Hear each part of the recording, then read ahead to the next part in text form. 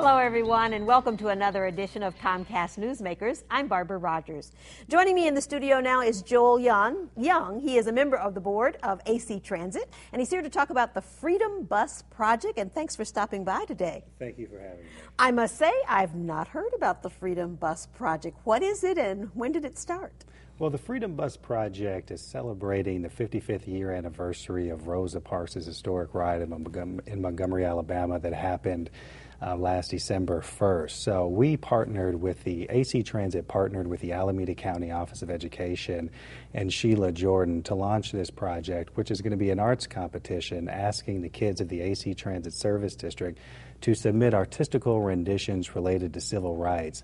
And the winner's piece is going to be melded. The winner's pieces are going to be melded into one bus wrap that is going to go on an AC Transit bus called the Freedom Bus. What an honor for some young person to be able to see the bus going through the street with their ideas on it. Yes, we're very excited about that. When we launched the competition, Sheila talked about incorporating civil rights, arts, and public transportation, and we thought this was the way in which we could do it in a bold and innovative way to teach kids about civil rights, to promote art, and to promote kids learning about the civil rights movement. Now, what age group is this open to? It's open through K through 12. So we'll be taking winners from kindergarten, elementary school, middle school, and then high school. All in addition to their pieces being on one of their pieces being on an AC Transit bus, selected pieces will also be in the AC Transit service area in the display cards. And how long will these stay up? These will stay up for, I believe, a month, during the month of April. And so we're having a culminating event on March 25th in downtown Oakland at the Oakland School of the Arts from 6 to 8 p.m., where we'll be celebrating the participants as well as talking about the East Bay's connection to the civil rights movement. We're very proud to have Comcast as a supporter of this project as well. They definitely have been incredibly helpful in making this project come to fruition. Now, will this become an annual event?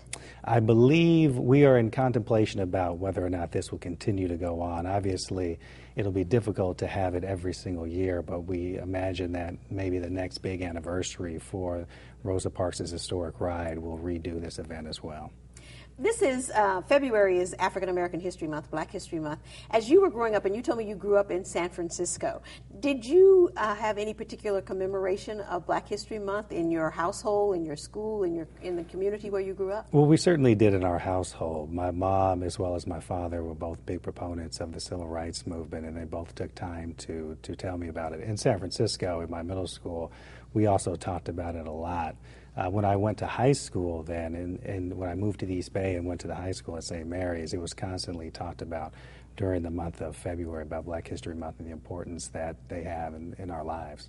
Did you have any particular heroes and sheroes that you identified during that discussion as someone you sort of wanted to look at and model your life after? You know, I think growing up in San Francisco and having a desire to be in public service, you can't help but look at Willie Brown and his legacy and the things that he's done. And he is an inspiration to a lot of people. He is certainly an inspiration for a lot of young African Americans here in the Bay Area that have a desire to do public service, and has been a great mentor and friend for me.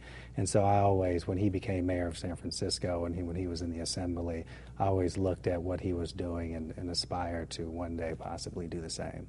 Now, so does that mean you have political aspirations? Well, I'm currently in elected office, and I'm really focused in on what I'm doing now. To higher political office? Well, you never know what the what the future has in front of you. But right now, I just got reelected to the AC Transit Board this last election cycle, so I'm really focused in on doing a good job for our constituents and for our riders. Okay. Well, it was so nice to meet you, Joel, and thanks so much for coming by and talking with us about the Freedom Bus Project. Thank you. And thank you for joining us for another edition of Comcast Newsmakers. I hope you'll be with us again next time. Bye-bye. Good. So maybe